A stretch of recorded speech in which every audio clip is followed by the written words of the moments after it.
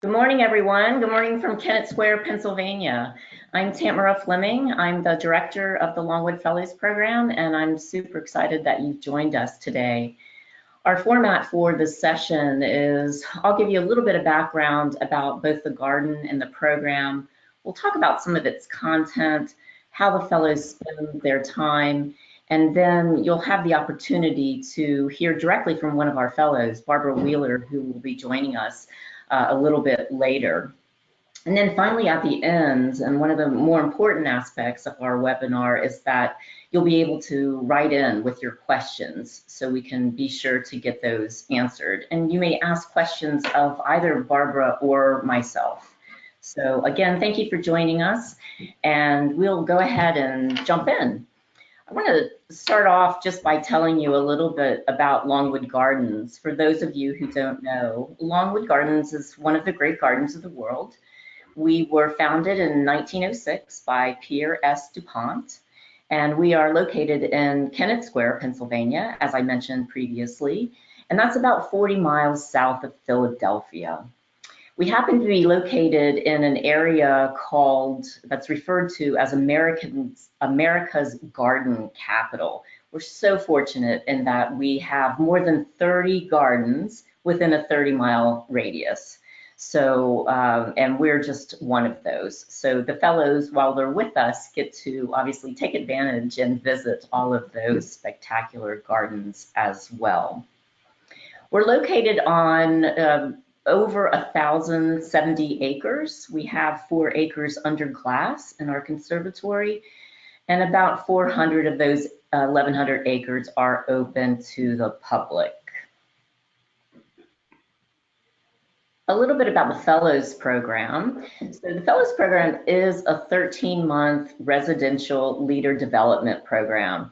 I kind of jokingly refer to it as a leadership program for plant people. I think that's probably the most simplistic way to put it. And the images that you're seeing on the screen now are those from our first 3 cohorts. And again, as I mentioned, Barbara Wheeler will be joining us shortly to answer some questions. So the program started 3 years ago. It transitioned from a master's degree program that was run in conjunction with the University of Delaware. It had been a very popular program, very successful program, and had been run since 1967. But Longwood had also done a lot of research, and in conversations with global garden leaders realized that the industry was changing and the needs in the industry were changing. And what it was changing to was this need for individuals who, yes, obviously had plant science background and had a passion for horticulture, but also wanted to go into leadership positions in public horticulture. And so that's why the program was developed. And it was crafted in conjunction with 17 thought leaders from academia, public horticulture realm, cultural and performing arts institutions from around the world.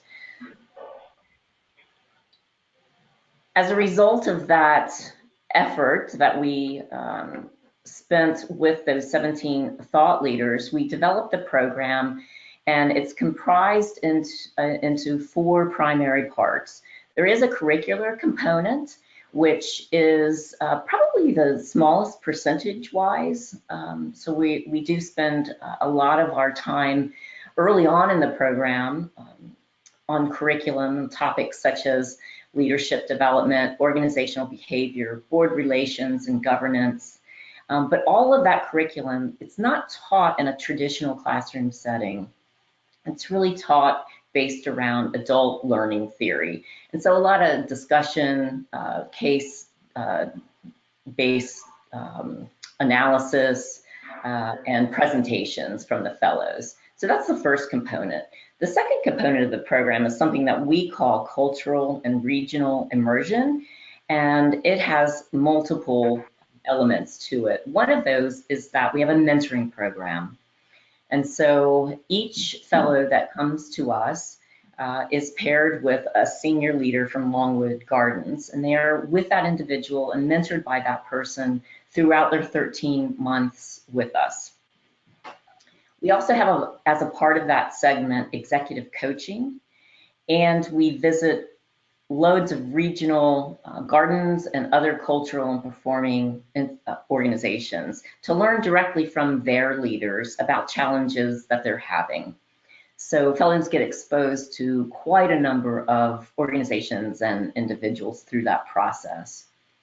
The third component of our program is the project cohort, cohort project, excuse me, which is a 13-month collective effort. The fellows work on identifying a topic that speaks directly to the public horticulture industry, and then they will develop that project throughout their experience. At the end of the program, they present that at the National Conference of the American Public Gardens Association.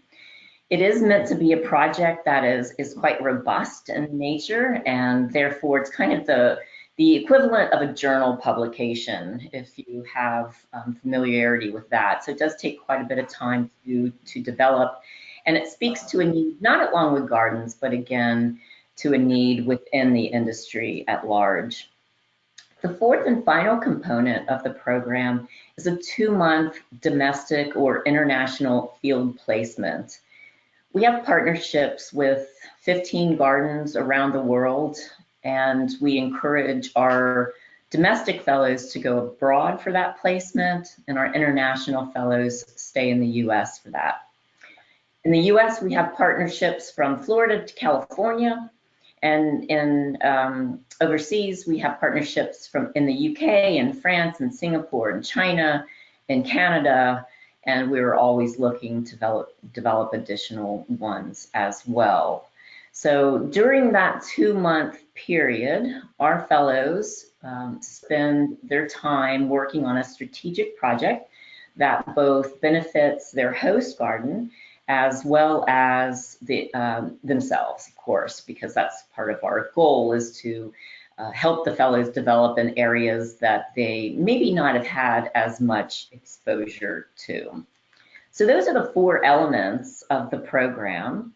And regarding benefits, I know you may have some questions about what does it mean to be a fellow in terms of, where do I live if it's a residential program? We're really fortunate in that through the Fellows Program, we can provide, or we do provide, each fellow with a monthly stipend. We provide them with housing. We provide them with a full Longwood benefits package. We also have a dedicated vehicle that's dedicated to our program, so our international fellows and others, of course, our domestic fellows can use that to explore the region. There are many, many, many other benefits associated with the program too. But we feel like we position our fellows well so that they can spend their 13 months focusing on their studies and on learning all that they can learn about leadership in public horticulture. So that's a little bit about the program. You're probably also wondering, what are we looking for in a fellow? And you can see the list there that's on the left side of your screen. I'll give you a second to kind of read that. And while you're doing it, I think above all, we're looking for someone who has deep intellectual curiosity and someone who really wants to go into a leadership position. That may not mean a CEO position. It could be a director position, or it could be vice president position, or ultimately CEO, but it's not exclusively focused on that purpose. Ultimately, our goal is to create individuals who have a well-balanced sense of what it takes to run a public garden or a comparable organization. We do ask that our fellows come to us with at least 5 years of experience, and I think that 5 years of experience is very, very important because it helps individuals contextualize the content that we provide during the curricular portion of the program. In other words, if we're studying leadership theory, you really have to have witnessed that and experienced that in a workplace setting to be able to understand the thought process behind some of the theory. So that's why we require 5 years of experience. Our average applicant, you may have seen this on the previous screen, comes to us with about 15 years of experience, so well above that 5-year mark. We have a lot of mid-career professionals who apply, and that is really our target audience as well. And again, those individuals have had success in their positions before they come to this program, and then they just continue to build on that. But you don't have to be a mid-career professional. There's a caveat. We have had individuals who are more early on in their career. And so we look for aptitude and intellectual curiosity, as I said, and a desire to lead in public horticulture, in addition to that long list that you see there on the left side of your screen. So I hope that gives you a little bit of information, kind of positions you to ask some questions shortly. And before we turn the floor over to you all for questions, I want to introduce to you Barbara Wheeler from Dunedin Botanic Garden in Dunedin, New Zealand. We're very fortunate to have Barbara joining us for the program this year, and we're thrilled that she is our first fellow from New Zealand. So Barbara, welcome. It's delightful to have you. Awesome. Thanks, Tamara. It's great to be here. So Barbara, I think it's really important that interested individuals hear directly from our fellows to hear what their experience has been like in the program so far. So I thought I would ask you a couple questions, and then I'm sure they have questions for you as well. So first of all, can you tell us a little bit about yourself? What were you doing at Dunedin before you arrived here at Longwood? Yeah, I've been in public garden horticulture for 28 years now, so quite a long time in public horticulture. And out of that 28 years, 18 years have been spent in my previous job in Dunedin Botanic Garden in the operational management area. So that was just dealing with operations of the plant collections in the grounds area, and also overseeing apprenticeship and health and safety, contractor and staff management, volunteer management, a little bit of everything. So I was very sort of skilled in that operational management field, but I really wanted to look at the next step and leadership at a higher level. So that's why this program spoke to me when I was looking around options for how to gain some higher level experience. That's fantastic. Thank you. And can you tell the attendees of the webinar what you've been doing since you arrived here in June? Wow, it seems like just yesterday that I arrived, but we've packed so much into the last 3 months. We've been doing so much around core curriculum work at the moment. Also having a lot of fun while we've been doing that, and just spending a lot of time on developing ourselves and self-reflection, gaining a lot of feedback on how we've been sort of what our capabilities are as leaders and what our behaviours are, and really starting to work on our own individualised sort of program of development since we've been here. And the core sort of program elements have been everything from, gosh, this week we've had crisis and emergency management, we've had action learning, leadership theory, everything and anything non-profit finance and accounting yesterday, and I found myself immersed in that for 3 hours and I absolutely loved it. So it's just quite an inspiring sort of program in which you get to infuse so much knowledge and grow yourself as a leader and know yourself as a leader. That's great. And since you mentioned some of the activities and coursework that we've been undertaking recently, I can't let it go without saying that last week we had an 8-time Emmy award-winning broadcast journalist join us, who brought her camera crew, and we had the fellows on camera practicing responding to questions and getting that experience with the media. So how was that process, Barbara? Yeah, that was really that was really interesting because Luann's an inspiring person. Laura Sokola, who was with her, is an inspiring person as well with coaching and development. But it's really funny, you know, we spent the morning in the classroom getting to talk about media relations and journalism and journalists and the theory of it all. And then we went into another room, and it was like walking into a film set, and suddenly the lights were there, the camera was there, the cameraman was there. But it was really interesting. It certainly pushes you outside your comfort zone, and I think that's a lot of what the program does for a lot of people. Certainly for me, it's pushed me outside my comfort zone, but that's when you grow the most. And so that's been a really good sort of way to allow me to grow. And sitting in front of a camera with Luann Khan, answering her questions, and it really did feel like we were beaming live. And it was an amazing experience that, and then afterwards, the introspective look at how you think you performed, but also Luann Khan giving you feedback, Laura Sokola gave feedback, and you yourself gave feedback. Just that feedback and that unbiased feedback when you're delivering presentations and on camera like that, people go, "Oh, you were wonderful," but you don't really know that, you know, that's not feedback, really. It's just stroking your ego.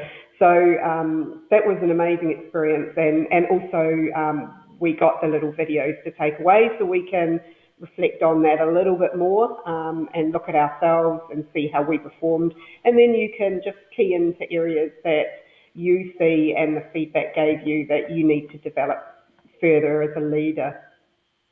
Yes, one of our mantras in the program is feedback is a gift, and so you know, it's really wonderful for me to kind of watch the fellows in the cohort evolve over, in this case for our third cohort, a very short period of time where they can give each other very constructive, honest feedback.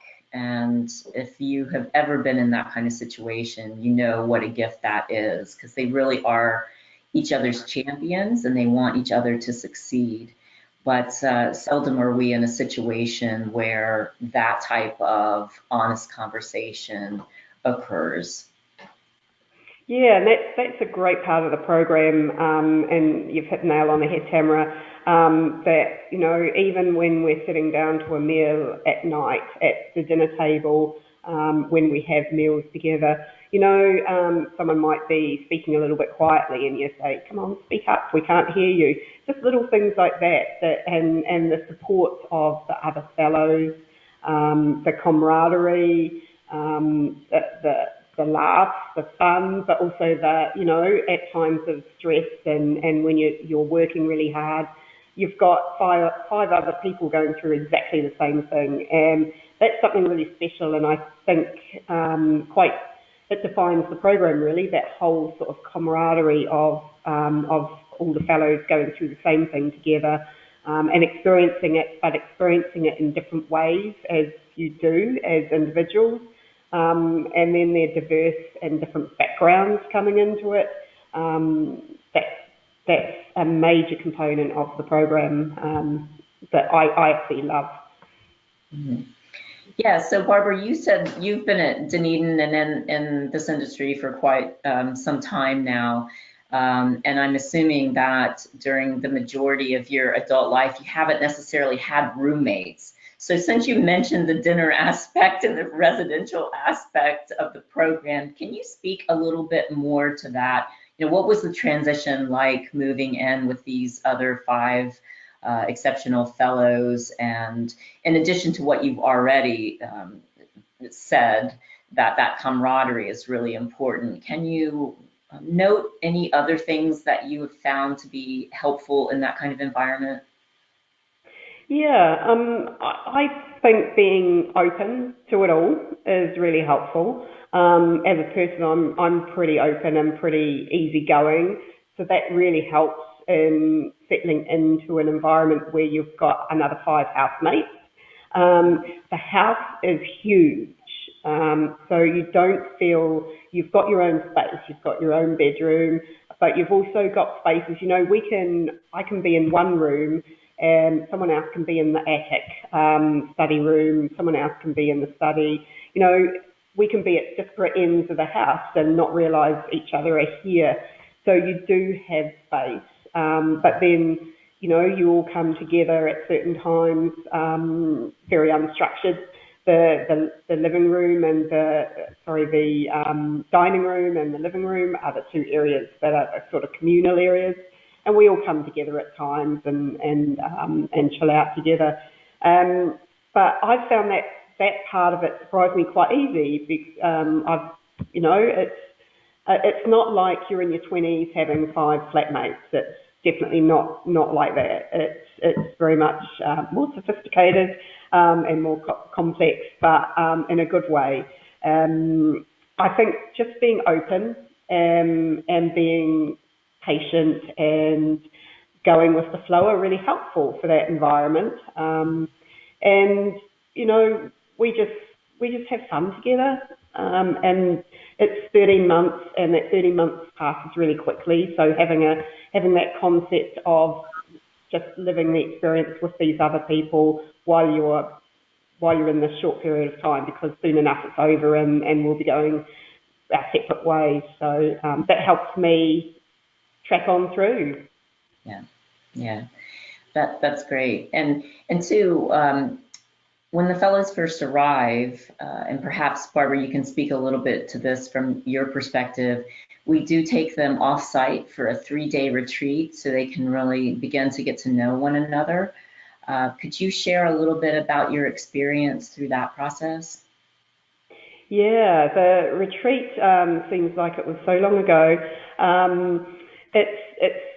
That's an immersive experience because you're with the other individuals, the other fellows, plus yourself, Tamara, and you're really digging deep into, I guess, getting to know everyone at a deeper level, what drives them, what their ambitions are, where they've come from, where they're going, and also doing that sort of disc profile and getting our bird types, and just knowing how each other work and understanding how each other work.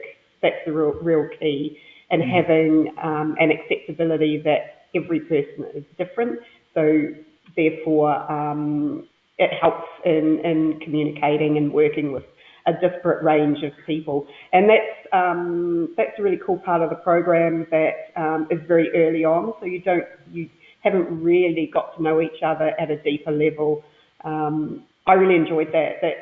But it pushes you outside your comfort zone. But I think the minute you accept and get accepted into the program, you're pushed outside your comfort zone. And as I said before, that's only way you can grow as a leader, by being pushed outside that comfort zone. Mm-hmm. Great. And Barbara, can you tell us a little bit about what you see for yourself after the program? Yeah, so I'm on sabbatical from Dunedin Botanic Garden. I've been very lucky to have that support of the garden to allow me 12 months away plus another month just on leave, so I can complete the program. My intention is to go back to Dunedin at this stage, and then I will be looking at higher leadership roles. So that's the focus for this program, is to develop my skill base and my leadership confidence and abilities and capabilities to be able to perform higher leadership roles, potentially in New Zealand, and really help influence and guide the horticulture as an industry for the future, and that's locally in Dunedin, that's nationally in New Zealand, and also globally. I'm very excited about both locally, nationally, and globally, and just excited about the prospect of making horticulture a better place for the next generation. The whole stewardship idea is something I'm very passionate about. Yeah. We're so lucky to have you, Barbara. The industry's lucky to have you. So that's wonderful. Thank you. I'd like to invite our webinar attendees to go ahead and submit some questions if they have them. And while they're thinking of those questions, I would also like to share some of the positions that our previous fellows have gone on to. So we typically, as I stated earlier, place people into the director, vice president level role. Out of our first cohort, we had an individual go into the director of public programs and education at the Garden Conservancy. We had another individual go into a director level position in operations at Gardens by the Bay in Singapore. And by the way, she had done her 2-month field placement at Singapore. So sometimes those field placements are kind of like a 2-month interview in some ways. We also, that first cohort, had an individual who was an executive director from a garden in Mexico, and he's since returned to that position, having improved his leadership skills and his confidence and abilities. From the cohort that graduated this past June, one person has gone on to be the director of guest services at the Holden Forests and Gardens in Cleveland, Ohio. We have another individual who will next Monday assume the role of Vice President of Horticulture and Landscapes at Mount Auburn Cemetery in Boston, Massachusetts. We have an individual who, like Barbara, was on sabbatical and now has returned to a more senior position at her garden, which is the Royal Botanic Garden in Edinburgh. And I think those are just some examples of the types of placements that our fellows have gone on to. And I'm actually quite proud of them for being able to secure those positions. So Barbara, no pressure, but we see great things in your future. I know, it's funny, you go through that and I'm like, oh my goodness, there is. But yeah, I think by this time we're pretty confident that great things will happen. Yes, indeed. You certainly are will be well prepared for that, and I have no doubt that you and all the others will go on to great positions as well.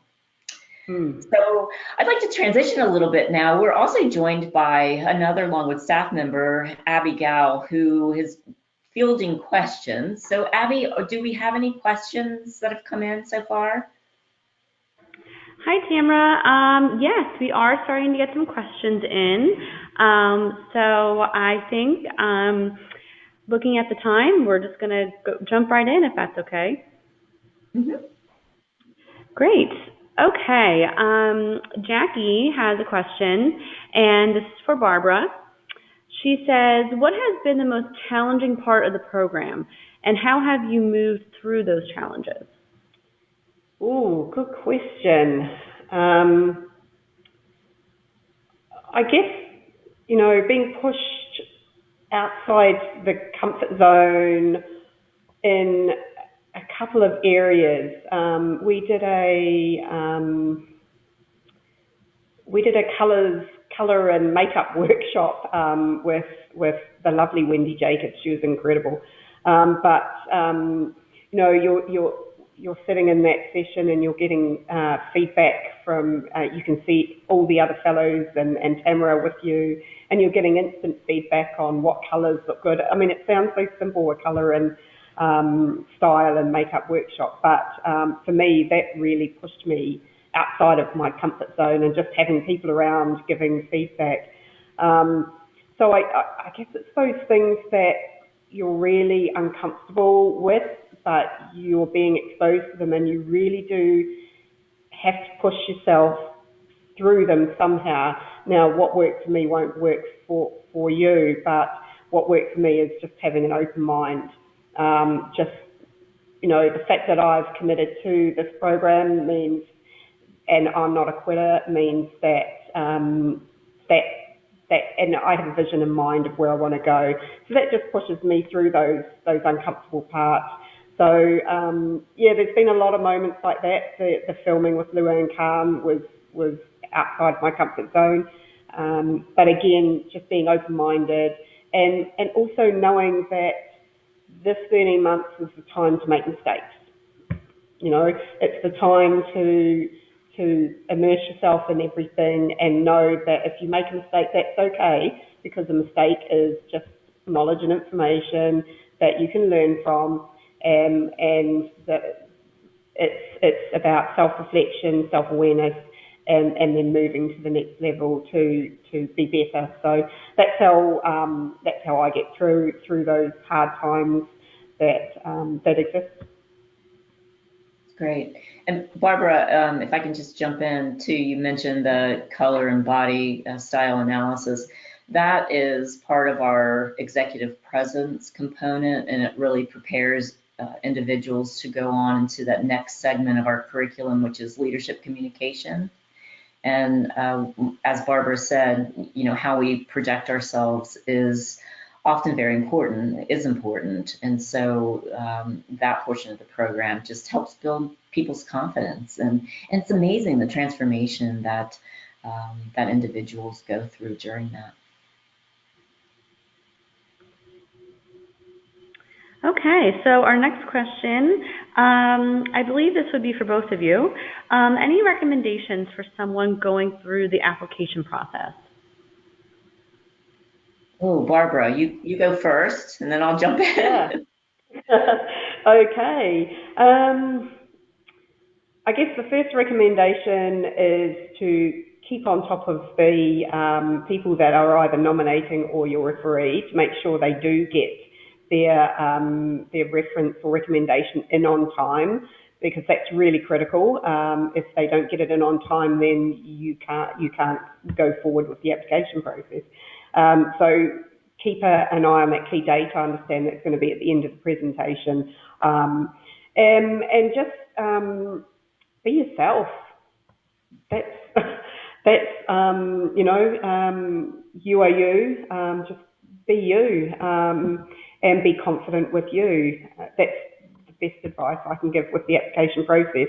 And then, of course, knowing the logistics of the key dates and making sure you do hit that date of application. And if you're really inspired by public garden, horticulture, and leadership, then this is the right program for you. Because and don't be scared. I was scared, and I thought I couldn't apply, and this wasn't for me. But don't be scared. I'm sitting here today, and loving it. So yeah, go for it. That's great. That's really good advice. I think there is to be authentic and to keep an eye on those referees and recommendations as they come in, because as Barbara says, those letters have to be uploaded before you can actually hit that final submit button. So keep an eye on that. I would also add to that, and this may seem really simple, but based on what I've seen over the last 3 years, I think it's important.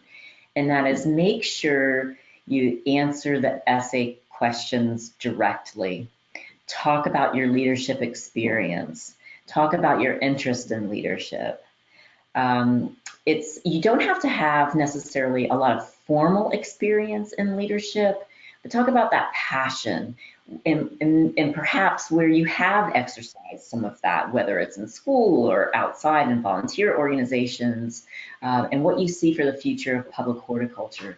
So again, pretty simple, but make sure you read those questions and respond to them as fully as you can. Yeah, and if I can jump in and as well with the essays, that was probably the hardest part of the application process. Because you've got to distill the essays down to X amount of words. So that took quite some time to go through, but it was worth it. It really helps distill your thoughts down, and it really is worth, get someone to proofread it too. That's really good advice. Good advice. It's really helpful to get someone to proofread it. Just the mechanics of it, it's great. Great. Thank you both for that insight. Barbara, what is one project that you're most excited about working on?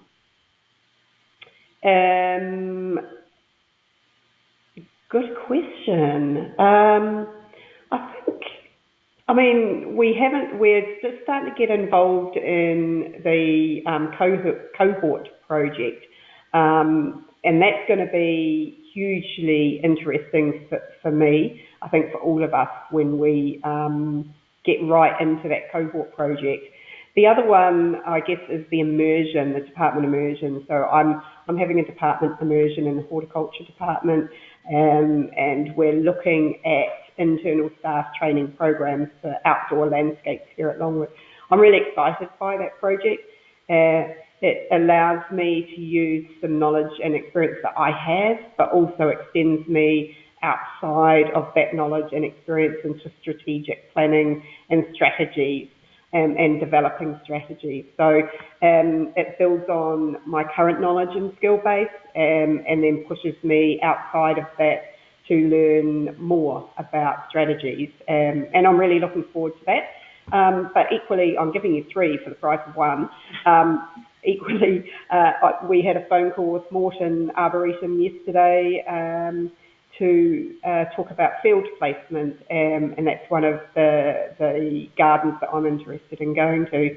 And listening to what Morton Arboretum are doing, the range of projects that they have and options available, I'm really excited about the 2 months that I could potentially spend at Morton Arboretum. So, there's lots to be excited about. Great. And Barbara, you mentioned the cohort project, and Andrea dovetailed off that question. How does the cohort project develop the project? Well, it takes a little bit of development. We did an amazing session with Michael. Remind me of his last Urquhart, and that was on action learning, asking great questions, and really getting to the nuts and bolts of what the problem is. So that session and that day helped hugely with developing the cohort project. At APGA, the American Public Garden Association conference in June, that was the opportunity that people at that conference got to put up little post-it notes on what the issues that they thought were around today and what issues they thought that the cohort could develop in their 13 months here. So we've taken all those, applied action learning to them, and we are working through that process. Currently, I won't let the cat out of the bag with any sort of project that we've got in mind, but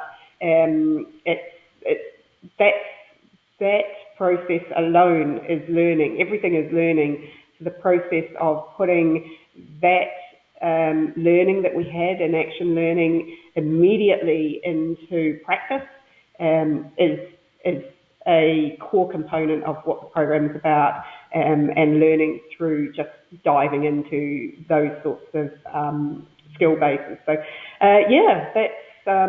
that's going to be a pretty amazing experience to come out the other side with something really concrete that we can deliver to the industry.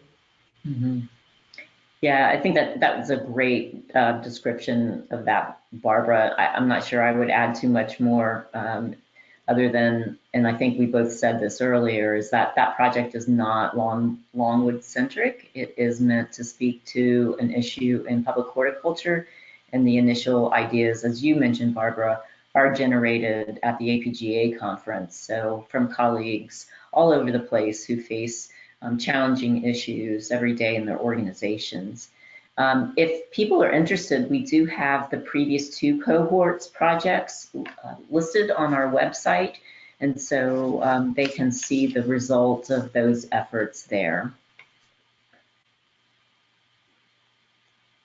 Great. Thanks, Barbara. Looking forward to seeing what the next cohort comes up with. Andrea asks, could either one of you talk a bit about the mentoring program and executive coaching? Tamara, do you want to take this one? Sure, I'll start, and then I'd love to get Barbara's perspective on the mentoring in particular. So the mentoring aspect of the program is really meant to match a fellow up with a senior level leader at Longwood who has expertise in a particular area. For example, Barbara really was interested in education. She obviously is involved in education heavily at her home garden in Dunedin. And so we paired her with Sarah Masterton, who is the Vice President of Education here at Longwood. And they set goals based on Barbara's desires of that, what she wants to get out of that relationship, and based on Sarah's expertise. And they meet at least on a monthly basis. Sometimes it's more often than that.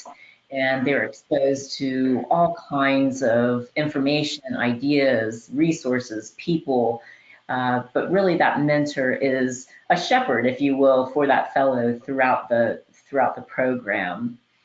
The executive coaching, we start that later in the program, not until probably November-ish. And we also match, or the fellows actually select the executive coach that they would like to work with from a pool of coaches that we have. And by that time, the fellows really understand or know more about their strengths and areas that they want to develop. They have a little bit of sense of where they want to be, more specifically post-program. And so they can spend their time with that executive coach, either further developing those strengths or thinking about some of their development areas, or getting ready for interviews and writing cover letters and discussing any particular need with that coach that they may have. The coaches are external to Longwood, so they're all independent consultants that we contract with. And then Barbara, would you like to say about the more about the mentoring program and Sarah? Yeah, so I've got 5 objectives that I'm working through with Sarah. They're quite meaty, some of them, and one of them involving strategic planning and getting some more experience in that.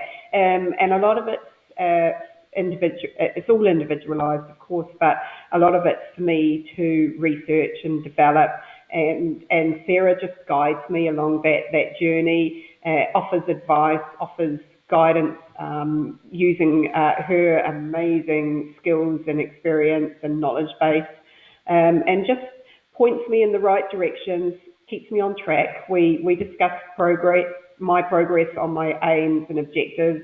I'm very accountable for all those objectives that I'm working through, and I've focused in on areas that I really particularly wanted to focus on before I came here when I got news that I've been accepted. So it allows you to individualize those areas and really drill down and work on them. And Sarah's really inspiring, an incredible person, and you develop a relationship and a rapport with the person, and it's an amazing experience that just adds a little bit more and strength to your individual program. So yeah, really enjoying working with Sarah, and yeah, it's a great part of the program. Thank you both for that. Jesse has a logistical question concerning the residential aspect of the fellowship. Have you had any fellows that have had young children? And if so, how did that work? We have had fellows who have had young children. It's so individualized and case by case how people handle it. In this particular case, the gentleman came from Mexico, and he and his partner decided that the partner and the children stay in Mexico. The children were in school and quite young. And so he came and joined us here at Holly Hill, the Fellows residence, and was able to keep in touch with his family. Obviously, that's extremely important. They were also able to join him in France on his 2-month field placement. But that's how they wanted to handle it. We do certainly realize that people have families, and that obviously is super important. And so we can consider separate housing for families if they decide to come as a unit. And that, I think, is certainly one approach. I would say that by not living in the house, I think you're potentially missing one aspect of the program. But again, you always have to kind of weigh the pros and cons of the situation and decide what's right for you and your family. Great. Thank you, Tamara. Barbara, what surprised you most about this program so far? Probably the amount of self-reflection that one has to do. I've never had to self-reflect quite so much, but how important that is in a leadership journey. That's probably, I know that seems odd, but it's probably the most surprising thing about the program for me is that self-reflection, and also from that, listening to the amount of feedback. As Tamara said earlier, feedback is a gift. So that surprises me a lot in how the program sort of how we've gone through the program, but also I think just the amount of fun that we're having outside of everything. And I don't know that that's a surprise, but just going down to the Brandywine River and tubing, as they say here, sorry, those fun times, you can have a lot of fun outside of the seriousness of the workload. And I guess how quickly we've only been here 3 months, but how quickly we've all gelled together as a team, and we murmurate together. That's our mantra. We're a murmuration, and no fellow is left behind, and we're very focused on that. So we offer huge strength and support to each other. So that's going off from being a surprise. But I guess in some ways it was a surprise because I didn't think we'd quite gel that quickly, coming from, we've got a huge age gap of 20 years, span of 20 years, and coming from huge diversity. I guess gelling that quickly was a surprise for me. So yeah, it's happy surprises. Happy surprises are good surprises. Andrea asks, are there breaks to be able to return home throughout the program? There are, yes. We have what I would call a lengthy break over the holidays in the winter. And also there are periods in the program when we have a little bit of downtime. For example, we do have one fellow who is elected to take some vacation, who's leaving today to return home for a few days because we don't have classes, and because she can do that. So there are those opportunities. There's also, we try to be as flexible as we can in scheduling. If we're working with external faculty, then sometimes rearranging the calendar after it's already been set is difficult, but we certainly try. And one example of that is in October, the majority of the fellows wanted to take what they refer to as a southern road trip. They wanted to go to several gardens in the South and study, among other things, their leadership structure. So we were able to work with some of our faculty members and switch meetings around so that we cleared that week for the fellows to, in this particular case, travel. But yes, so there are opportunities for the person to return home. Again, I think we have to be very realistic and say families are so important. And so we certainly try to be as supportive of allowing those people to spend time with critical members as we can, yes. Great. So what is one thing that you hope fellows take away from this program? And I think we can start with Barbara. Maybe what you hope either personally to take away or anyone who's thinking about applying, and then we can end with Tamara. Cool.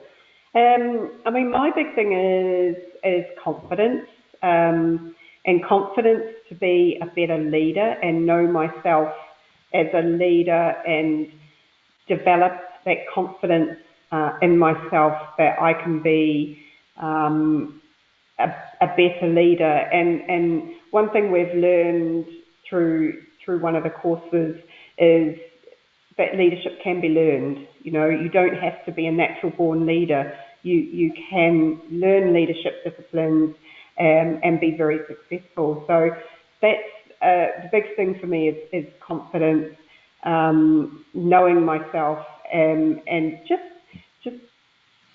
still being me, but being a leader and a visionary leader. So that's what I hope to take away from this program. Barbara, you stole my response. So I would say, so my background is in organizational development and organizational behavior and leadership, organizational culture, change, and so forth. And so what I've learned over my career and through my studies is that belief in oneself, that self-confidence, knowing you can do it, is absolutely critical.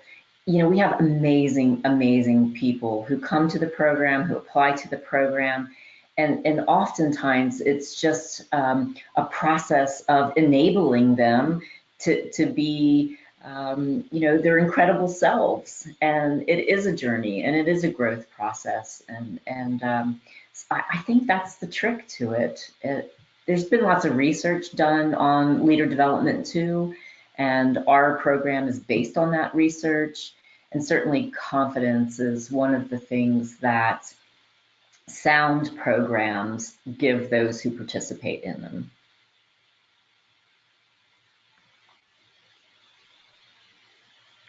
Great. So I think that is about all the time we have.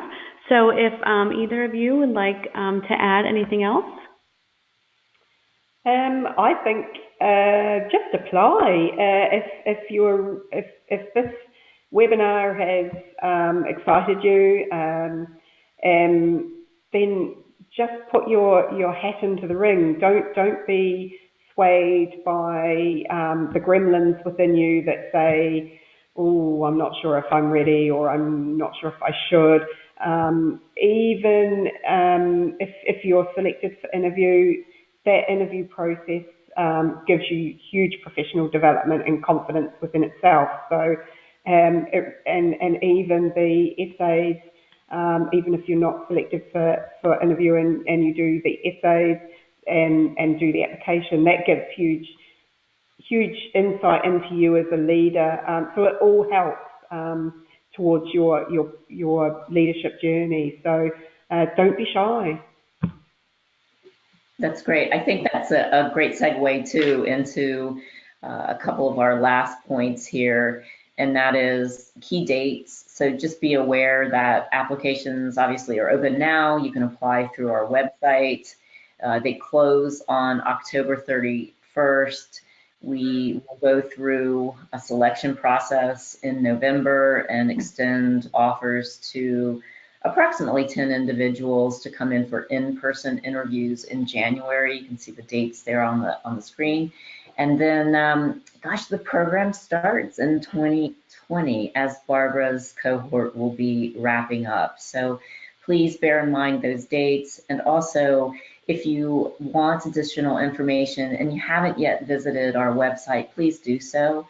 You can see the addresses here on the screen, and I am more than happy to take any follow-on phone calls to answer any specific questions that you may have. So please don't hesitate to reach out, and we really thank you for your time today. And Barbara, thank you so much for coming and being a part of the Fellows Program. Awesome. Thanks, Tamara, and thank you. Okay, thanks everyone. Have a great day.